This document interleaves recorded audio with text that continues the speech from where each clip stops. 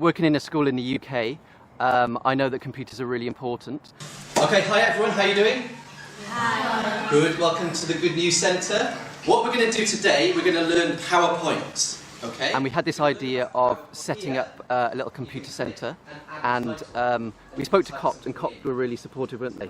So we put in a proposal to have these computers, and they accepted this proposal, and then we were able to have these 11 laptops. We're going to do a PowerPoint, and these are some of the rules that I want you to do.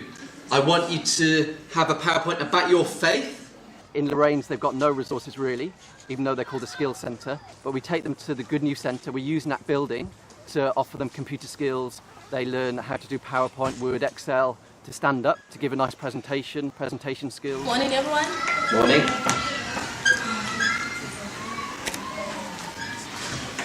I'm Wesley. I'm Daniel. He's Wesley. This presentation is about our faith.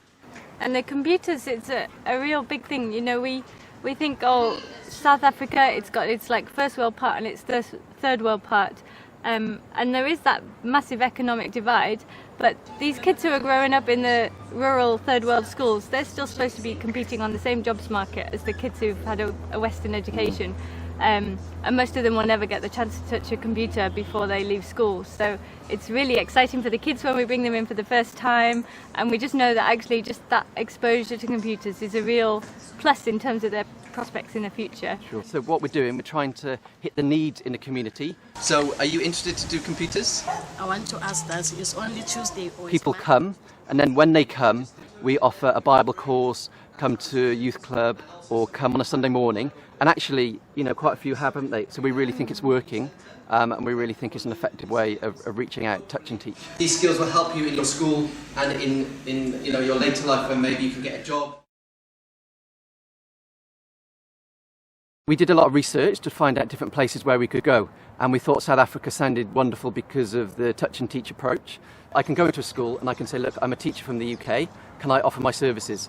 And often people will say in South Africa, yes, you can do this, you can help us with maths, you can help us with skills development, all these different things. What we're going to do today, we're going to be using Jenga, and we're going to learn a spiritual lesson from it. I've got access to lots of kids, lots of youth, and I can invite them to CYC, to youth group, and they'll come. Jesus himself as the chief cornerstone.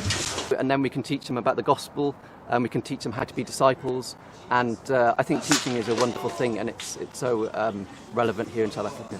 Lorraine is a school that we visit regularly. I sat next to that lady in Postnet, and she happened to be filling out a form for the Department of Education, and I said, oh, I know a man who'd like to come and help your school. So, you know, definitely that was a God moment. Yeah. So I work in a special needs school in the UK, so that's my skill. And when I came to this school, you could see it's a very small place, a lack of resources. You know, when they needed a pencil, they'd snap it in half and say, here's half, here's half. And I just knew I could really help these kids out. So I go there every Tuesday, and I teach them. And in a way, I'm offering teacher training to the teachers because they can observe different methods. I try and teach very visually, you know, visual, auditory, kinesthetic ways. I teach maths, and I think they really benefit from that. We're involved in the school in lots of ways. We give them donations. The education side of things is just so critical for any kids if they need to have a future in this country. That you know that any small thing you can do to improve their education is actually helping their long-term prospects. So from a material and a worldly point of view, but obviously we're also, as Ben said, in the back of our minds, we're thinking from a spiritual point of view, how do we help these people too? Touch and teach really does work. We're seeing it working here. We're a friendly face to them. We're not just inviting them cold to some talk and they don't know who we are and things. So sometimes people don't come straight away, but then maybe a month later they'll come and say, oh, you had those Bible courses, didn't you? And yeah, we just feel that it's a great way of actually making friends, really, which has got to be a good start in terms of getting people to hear your message. Yeah.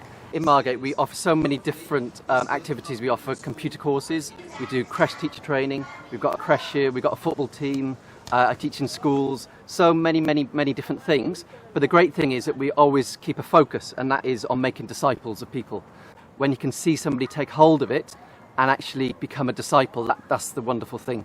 So, you know, when we're preaching and when we're doing outreach, we're always focused on the good news of the kingdom of God.